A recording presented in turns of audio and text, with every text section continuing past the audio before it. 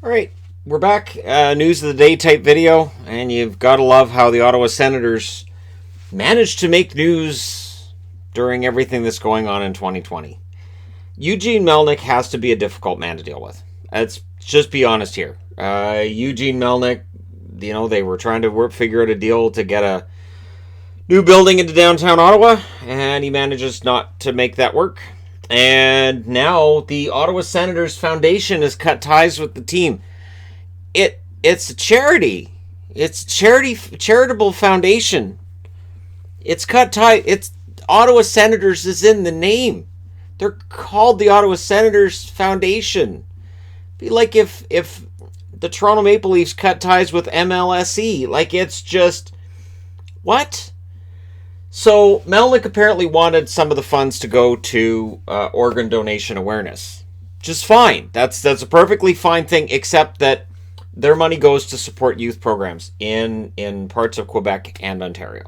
And that's where their money goes, and they've raised about $31 million over the last 5 years. Their fiscal years, about $31 million. Melnyk has also been charging them rent. Now, I couldn't find the exact number, but apparently he's been charging them a high rent, whereas most charitable foundations don't generally end up paying rent in these situations to sports teams.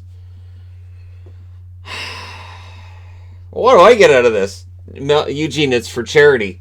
Yeah, but what do I get out of it? Eugene, it's for the kids. Hell with the kids. Let's throw some money somewhere else. Oh, anyways, there you go. The Ottawa Senators providing us with entertainment, while they and the Rangers right now are fighting that PR battle, to which Jeremy Jacobs of the Bruins says, thanks. He'll probably lay off some people to celebrate. Oh, 2020. Anyways, so the Senators... I can't wait until Eugene goes after him, goes, well, if you guys aren't associated with us anymore, you can't call yourselves the Ottawa Senators Foundation. That name belongs to my team. You can't use it. And then takes him to court, sues him for $31 million, something along those lines. That'll be next, right? Be suing him, going into local rinks. Where'd you kids get those sticks from the Ottawa Senators Foundation? Give them to me. Those are my sticks. Anyhow, all right, enough Eugene Melnyk. So the NHL is reopening on June 8th when it comes to Phase 2. And, of course, European players are going to have to find a way to come back. If you're coming into Canada, you're going to have to do the 14-day quarantine. This is where the rubber meets the road. This is where we see, is it going to work, is it not going to work? And we're going to find out pretty quick. Montreal and Winnipeg are not opening their rinks on Monday. They just don't have that many players locally that are ready to go. So there's no reason to open the rink if nobody's going to be there to use it. And Edmonton and Toronto are among the teams that appear to be ready to go and ready to open things up on Monday and start the Phase 2 process, which is going to go on for roughly the entire month of June into early July. And, of course, early July, they'll start looking at Phase 3. Again, there's all these negotiations going on. It is a very, very slow process. So for people who are worried about the safety aspect, this is going along in a nice, slow, methodical process. And Phase 2 opens on Monday, and we'll see how things go. Now, making news yesterday, and I didn't do a video specifically on this because I don't think it's that big a deal right now, where a Pittsburgh player tested positive but has recovered. So the NHL, again, isn't giving out the name, but it's a player who tested positive. I am sure there are players who've come into contact with this, are going to test positive for having antibodies or for having had it before. And this is going to happen. The trick is that once we enter Phase 3, once we're into those training camps, to have the players isolated. So I don't think it's a huge red flag. It's something that can be expected. Both in the States and in Canada, I can see, or even in Europe, it is quite possible to be exposed to this and to get this. I was out locally yesterday, kind of alarmed at some of the people that just don't, I don't know, and there's a couple of local outbreaks going on, and when I was out publicly yesterday, I went, that I kind of get it. I kind of understand how if one person in this location were to have something, that it would spread quickly. So the NHL is going to be safer than what I saw yesterday. Chris Tanev is saying he wants to stay with the Canucks. So again, with this summer, once we get through the playoffs or whether they get canceled, whatever side you're on, whatever happens, and the NHL does their free agency, Tanev wants to stay with the Canucks, and I think it can be done. I don't think we're going to see the salary cap obviously go up. It can't. I don't know whether it stays the same or it drops, but players this summer may not be able to cash in. They might be better off staying where they're at, sign a 1 or a 2 year deal to stay with the team they're with, and then hope that a year or two down the road, the finances are better and their odds of making more money go up. So there's that. Good news out of Sportsnet this morning. Chris Cuthbert is returning to Sportsnet. So once we get games back going again, Cuthbert's going. And of course, immediately Toronto fans say, good, get Houston out of the booth and get Cuthbert in. Now, I like Jim Houston. I do. But between he and Cuthbert, it's a saw for me. If you want to go to Cuthbert, go right on ahead. Chris Cuthbert's an amazing announcer. And it's nice to see he'll be calling games on Sportsnet. That always should have been the case anyways. When I see some of these guys go to the States and start calling games, it's sort of like Gord Miller is a natural. Gord Miller was awkward at the start with TSN. I wasn't a huge fan of Gord Miller calling hockey games, but over the years, he has improved tremendously at it. And so Gord Miller's another one that if he ended up on Sportsnet calling games, or if TSN got the rights to more hockey games than they have right now, I think that's a good thing, because in the case of both Gord Miller and Chris Cuthbert, very, very good announcers. CHL Sportsman of the Year is a Toronto prospect, Nicholas Robertson. So that's good news for Toronto, that there's another young kid coming up who had an amazing year this year in the CHL, playing for the Peterborough Petes. And we'll see how things go for him from here, and whether or not he gets a look in training camp once we get to next season's training camp, whether that's in December, whether it's in September, whatever you believe is going to happen. Because again, we just don't know right now, and as we get into phase 2, that's going to speed up either canceling everything or making it happen. But yeah, Nicholas Robertson named CHL's Sportsman of the Year. Congratulations to him, and we'll see whether or not he makes the Leafs next season. The Leafs definitely, if they could get some guys on entry-level contracts that can contribute, that would be fantastic. And they may have that on the blue line with a couple of guys. It'd be nice to have a forward or two that's on that as well. Now, I want to get into something I stumbled upon this morning as well. I'm going to give credit to this user on Twitter. FaceOffCircleCA is his handle on Twitter.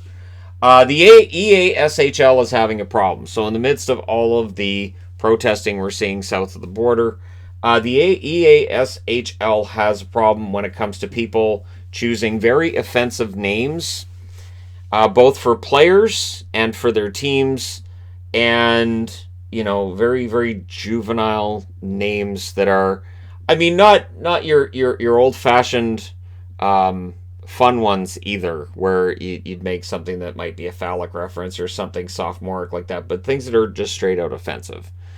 And certainly I understand we're going to see Floyd jokes that fall flat with 98% of people, but that small percentage that's doing this, apparently EA has been kind of ignoring it, and that they're not doing anything about it. And that's an absolute shame if that's the case, where basically it's been brought to their attention that there are some of these really offensive names. And hockey already has this issue that's going on right now about inclusion. So we've seen posts from various players of color, both in Canada and the States, talking about problems they've had coming up, issues they've had. The question being asked, what the hell are you doing here? You don't belong in hockey, that kind of thing. And so for fans who might be playing NHL 20, if you're playing EASHL, you may have this issue as well. And then your only other option is to go through the reporting process, which again, there's been criticisms of EA's and reporting process. So there's the handle if you want to check out his tweets on this, and he's retweeting other people messaging him about their issues as well. So online gaming is generally a cesspool anyways, and I know this. This is why when I do like online, people are like, why aren't you playing online? Why, or like when I do GTA and they're like, why are you playing solo? Because it's better. It's just, I enjoy playing GTA where I can run around, cause havoc, and I don't have to worry about Jerky Prickface and what he's going to be doing.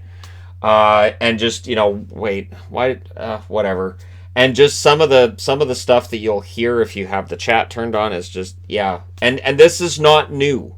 But the fact that you have EA turning a blind eye to it, that is definitely newsworthy, and that is definitely something that they need to figure out. There have to be filters in place.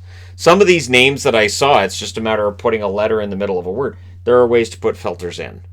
Over the years on this channel, I've put filters in when it comes to word filters, and it catches a lot of it. So yeah, EA's got to figure out a better way to do this, and they've got to get harsher. So basically, if you do this, it's a terms of service violation, and you're out. Like, they have to make it so this isn't just a, oh, just change that, and they have to make it like no tolerance, none.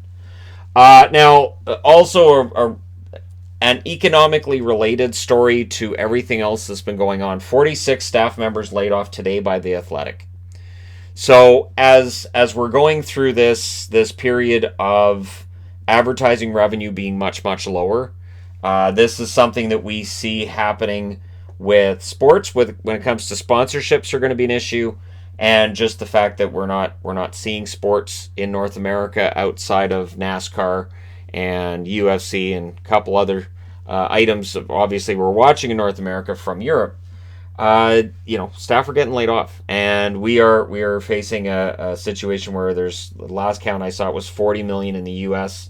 The numbers in Canada are really high as well, and this is just there's not enough money to go around at a lot of these publications. So with sports, hopefully being back in a couple of months again as safely as possible, when the NBA, the NHL, and when the NFL gets things going, and of course, hopefully by then Major League Baseball's done squabbling, when hopefully we'll see staff getting rehired and brought back.